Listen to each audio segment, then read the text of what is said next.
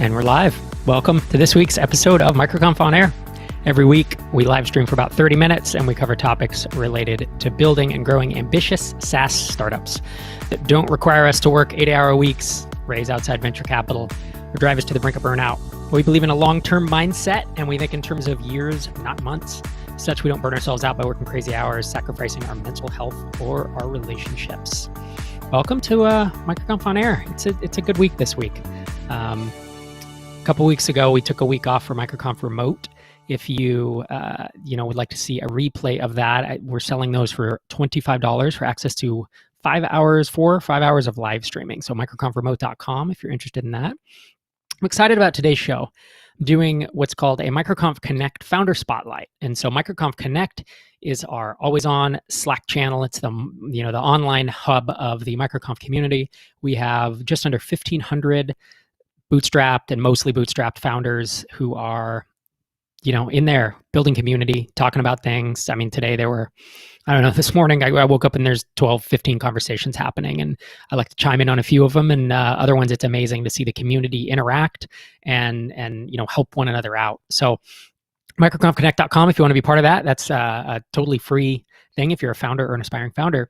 And what we like to do periodically is pull folks out of MicroConf Connect and find out if they have, an awesome startup going on that can be inspirational or, have some strategies or tactics and learnings that would help others in the community. And so that's what we're doing today. It's called the Founder Spotlight.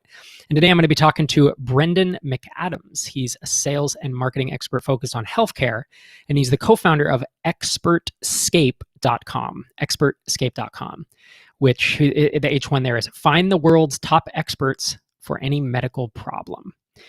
And I talked to him a little beforehand to get an idea. I like to give folks an idea of scale and stage of the business. So as you're watching this, you can think, someone's doing 1,000 a month, or they're doing $1 million a month, or whatever it is. It helps you just have an idea of that. And he said they're on the cusp of 6 figures in annual revenue. They've been running it for several years. But one of the questions I will have for him as we chat is about them holding off on generating revenue for quite some time, and we're going to hear why they did that. So if you have questions for myself or Brendan during this broadcast, please, we have 25 more minutes. I have a complete outline of questions, but certainly would love to hear from you if you're live in the audience. So with that, let me welcome Mr. Brendan McAdams to the show. Thanks for joining me, sir. Thanks, Rob. Good to be here. Yeah.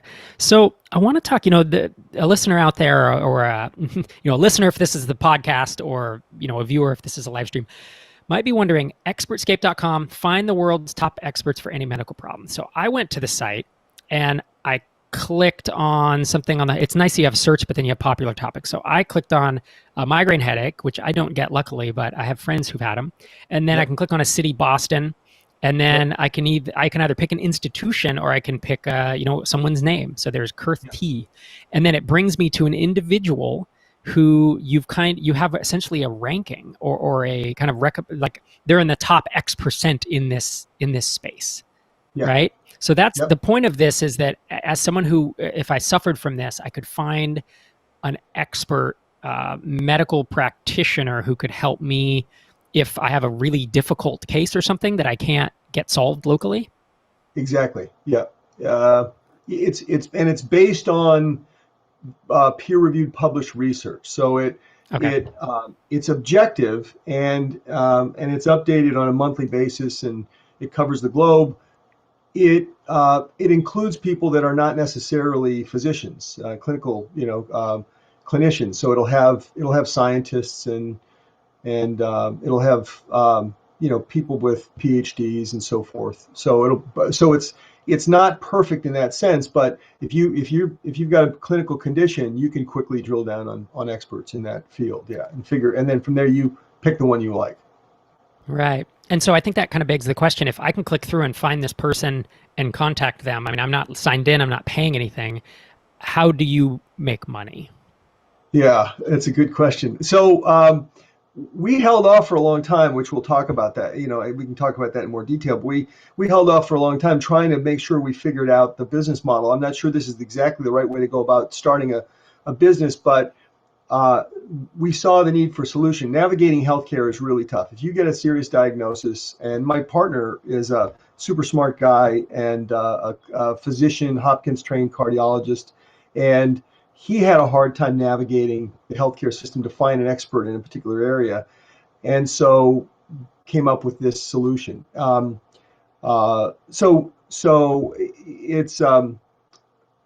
So we make it free to the end user because we think it's the right thing to do, number one.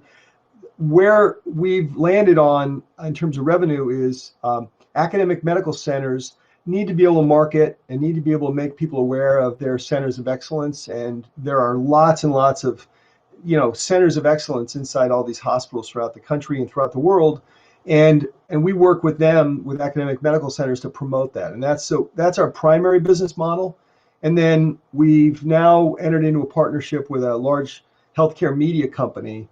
And so we're adding to that model the ability to do ad revenue. So we're doing advertising as a second form of revenue, as a second revenue stream. Yeah, that makes sense. And then, so if I'm with a big center and I want to promote my expertise and I pay you, does that mean my doctor's increase in your rankings, or do I get like an ad? I get like an ad on the side or something. Yeah.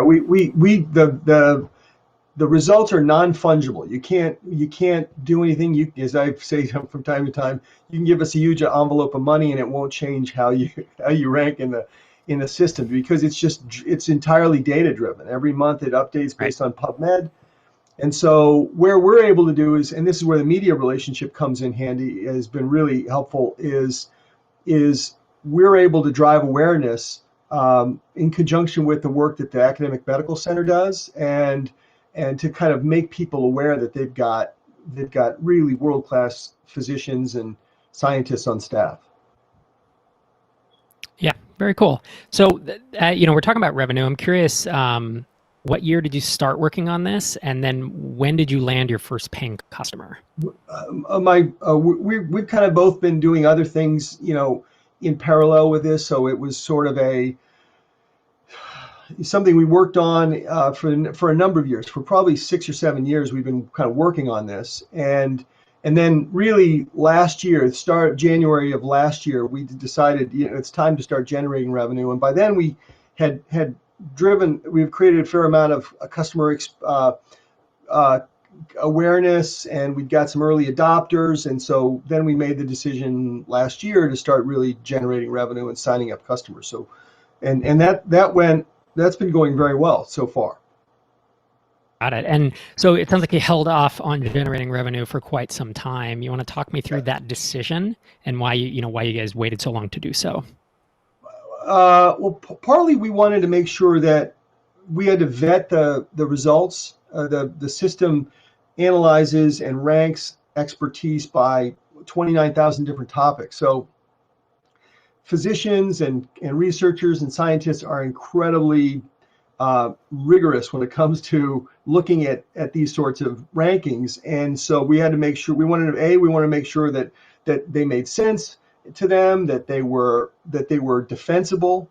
And then, in addition to that, we wanted to understand what was going to motivate someone to pay us something to use the service. And so it took us a little while to land on what the sales model was and who the customer was and what the kind of the offering was, and we kind of figured that out in 2018, 2017, 2018, and then my business partner was the chief medical officer for Intel, so he was doing that job and quit that job finally, and then we both decided to hunker down and work on this full time.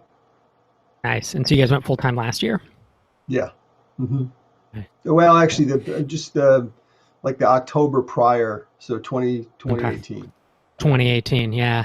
And you had mentioned that you just recently landed a really big customer, and I know their name because you put it in the application, but I wasn't 100% sure if you could say it on the air. Well, we have this media relationship, so that was kind of the big. That's strategically, that's Haymarket Media. They're a British Okay. healthcare. Well, they're a media company in a number of different verticals, but in the U.S. they have a big healthcare media presence, and they do publishing to physicians and clinicians, and so that's a kind of an ideal partner for us. And so Right. that was the big deal. And then we've signed several academic medical centers, which really kind of gives us some clout and credibility, because they look to others to see, well, who's using it, and now that we've got several big ones, we're starting to get some real legitimacy. Right, right. Because you get the logos, and then you can say these folks already are customers, right? Exactly. So talk to me then about landing. I mean, maybe a recent deal, because these are considered enterprise deals in our space, right? This is not someone's going to pay us $200 a month. It's I'm going to guess people are paying you tens of thousands of dollars a year is probably what you're charging. Right. So that's going to be, and it's big orgs, right? And so you're going to go through a procurement process, and you're going to go through contracts, and they're going to read your terms of service and all this stuff. So maybe can you talk me through a recent deal? Maybe how long it took, what some of the hurdles were, and just that, to give folks an idea of how you're selling. Yeah. This. So and healthcare is probably a little bit different from other industries. They're not on the cutting edge in terms of the marketing necessarily, relative to, say, software companies or finance maybe, but so there's a little bit of you're dealing with institutions that are focused on care and medicine and first, and marketing second. So that's part of the challenge. I think for us, one of the things that we were able to figure out over time was our best customer is the physician, and the physicians don't get enough. They do a lot of work. They're really tremendous people. I get to talk with them all the time, and it's been just fascinating to learn from them and work with them. So it's been great. And so what we found, that the best way is to have, if the physicians are in your corner and are motivated, they're your advocate, they're your champion inside the organization. We ultimately sell to the marketing department inside the academic medical center. And so the big challenges are, initially, were getting some legitimacy, making them understand that it was important to market about their centers of expertise, as opposed to just marketing about the hospital itself.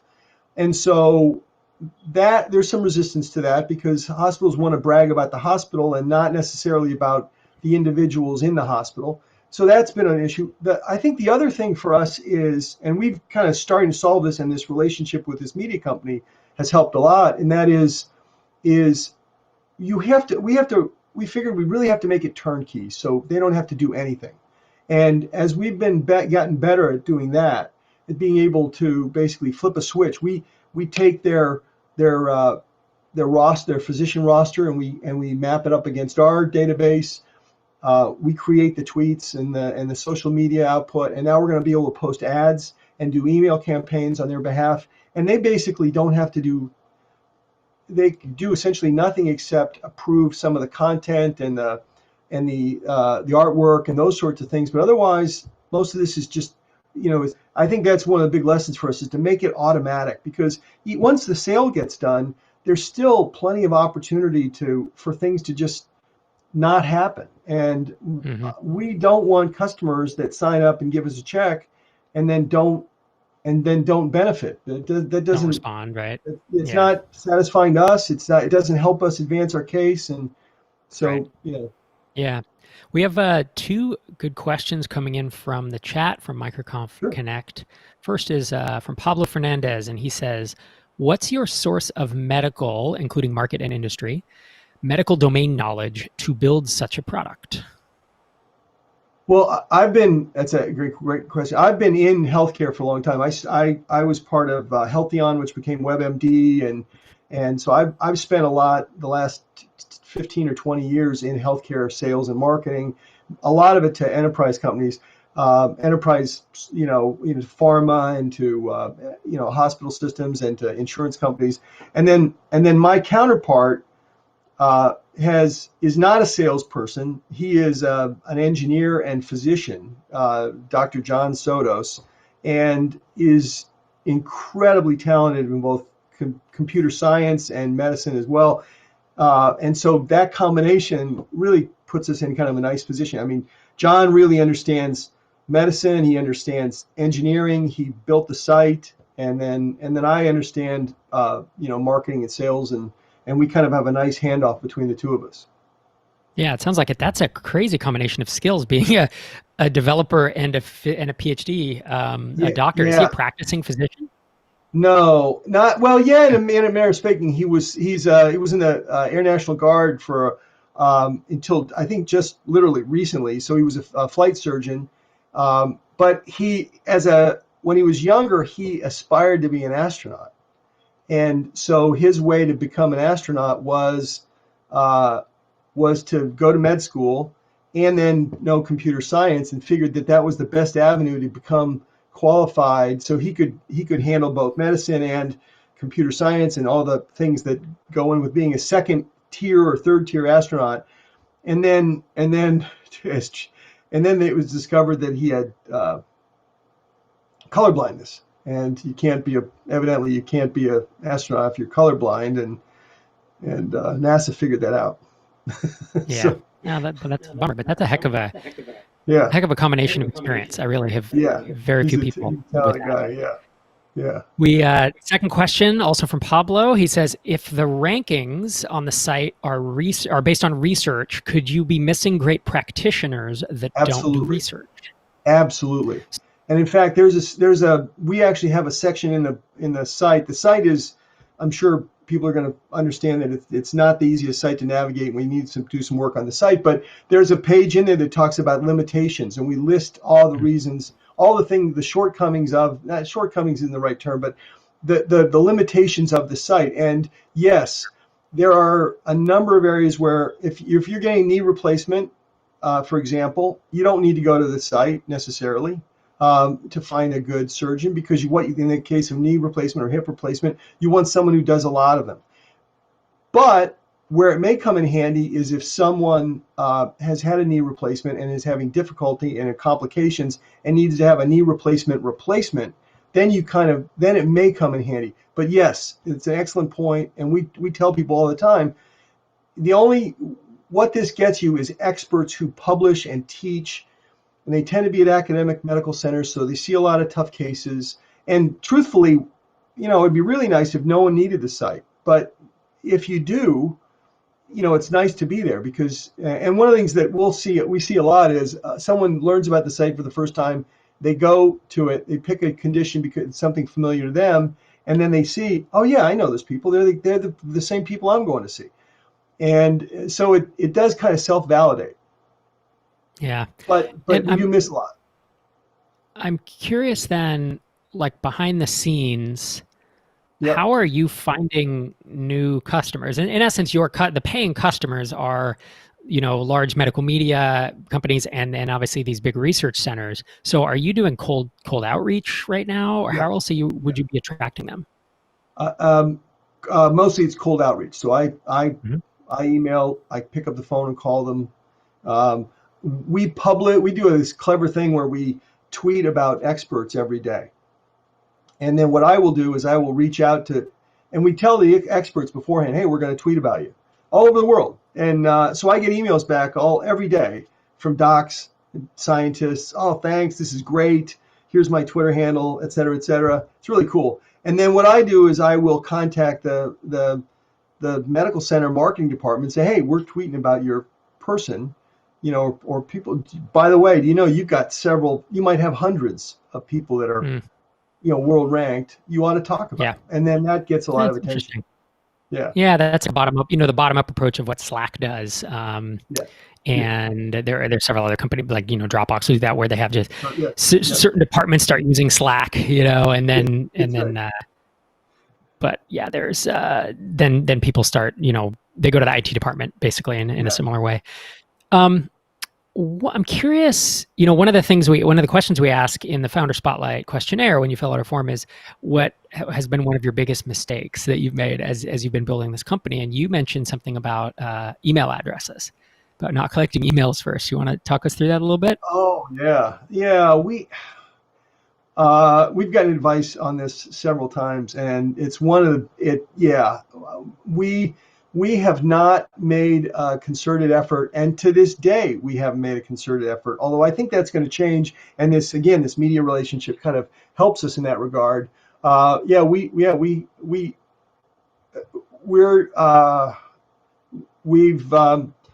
just haven't done it. We haven't executed on it.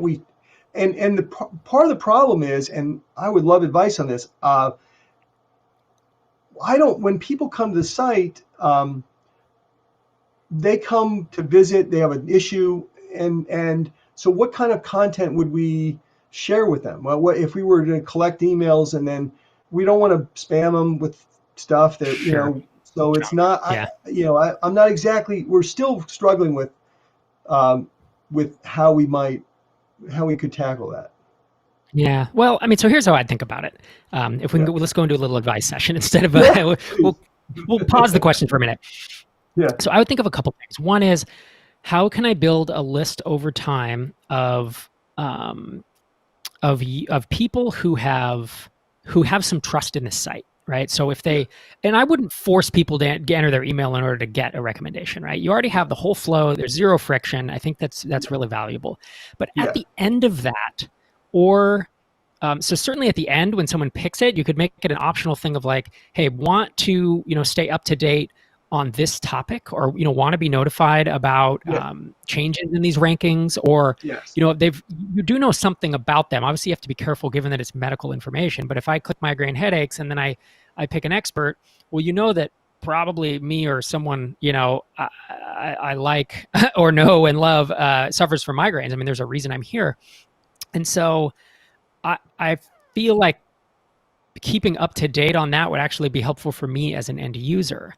And I'm on the site right now, and there's a save this page button, but I think it's just a bookmark. So that's the kind of thing where save this page should probably say, hey, to save this page and get alerts about this page, enter your email and a password, or sign in with, well, again, it's medical information. So I don't know that you want them to sign in with Twitter or Facebook, but whatever, you give them a login, and then, they can stay up to date on the stuff. So I think that's one thing. It is just having that user base that you can notify. Because let's say you did a complete relaunch of the site. Like, let's say you did a redesign, or you figured out that your algorithm could be improved by integrating another piece of data, and you kind of did Expertscape 2.0.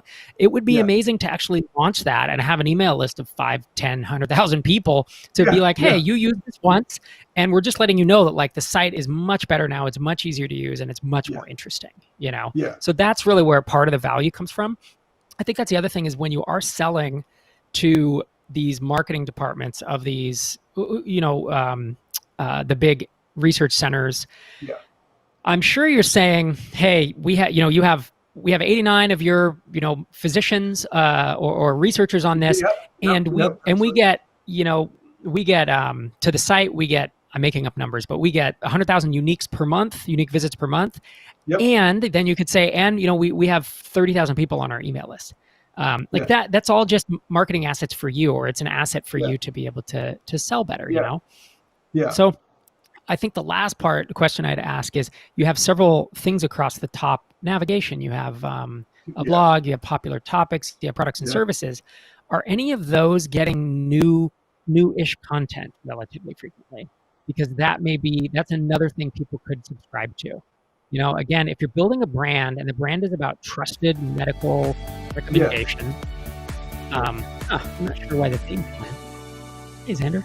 Producer Xander's just keeping me on my toes. But that would be something I think people should be able to subscribe to and via email specifically. Those are, by the way, really two really good ideas right there, and probably and probably quite executable for us. Because there is new content in the blog. We're now doing regular interviews with experts on different topics, and so that is those are both actionable items. Those are things we could do.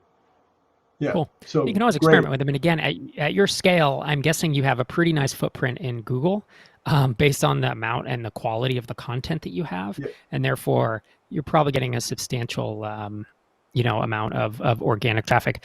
I don't Yeah. know. Are you public about those numbers? Because I am curious, like what your traffic footprint's like. We get about, we've made really very little effort on terms of SEO, and this is something that we're now, with this new relationship, we're doing a lot more with, and we're going to see a lot more uplift in the next. We're already seeing some new uplift in the traffic, but we get about 2,000 visitors a day, about 10,000, 12,000 page views a day, and they're on the site for 3 or 4 or 5 minutes, and the bounce rate is around 50-55%. So that's, for healthcare sites, it's pretty respectable. Yeah. So 300 to 450,000 page views a month. That's enough to, start. You could definitely carve off some folks, into a deeper engagement, I think. Yeah. SEO, man, that's the play here, right? You have all this content. So hopefully you're talking or working with somebody who is super knowledgeable and can really do some work on this. Because I haven't looked through your H1s and all that, or any of your site structure, but there are some real strong do's and don'ts when you're trying to set up a site with this many pages, and it can dramatically millions of pages. And that's such a bonus, such a benefit when you have this data, because this is something that Google knows. Site's been around for a very long time, so you have domain age, you have all this content, you haven't been gaming the system. So many people go to the gray hat and eventually piss Google off to where they get dropped in the rankings. But is a substantial amount of your traffic from search engines? About less than half. Oh wow! About half. I think that should be more. Yeah, I would guess 2/3 to 3/4 is really? Pretty easily. Okay. Yeah. I mean, I'm going off the top of my head, but yeah, given the amount of information you have, I think that. Yeah. Anyways, very cool. We get clobbered on mobile right now. That's one of our big. Oh yeah, I could see that. Yeah. So if you do a little redesign, that'll be tough. I mean, I know you have a lot of pages and probably a lot of templates and stuff, but that would be, you're right. Mobile's a big thing. Yeah. Well, we are approaching time, sir. I want to thank you very much for taking the time to hang out with me today. If folks want to follow you on Twitter, they can see on screen here, but you're at Brendan McAdams, and your, Expertscape is at Expertscape News on Twitter. Yes, that's right. Yeah. Sounds great. It's been a lot of fun. Yeah. Thanks for hanging out with me for a few minutes. If folks, if you're listening to this and you're interested in being able to watch MicroConf remote, which happened a couple Tuesdays ago now, we have a replay of that. Head to microconfremote.com and you can purchase that video. Again, it's like 4+ hours of live stream, and it's all broken down by session. Producers Andrew spent a ton of time making it really easy to consume. As always, thanks to Hey and Stripe. They're headline partners for the year. Make everything we do just a little easier. Really appreciate working with them. And finally, microconfmasterminds.com. We're doing round 2 of our matching. If you don't have a mastermind, head there and get synced up with someone. We'll be back next week, next Wednesday, same time, same place.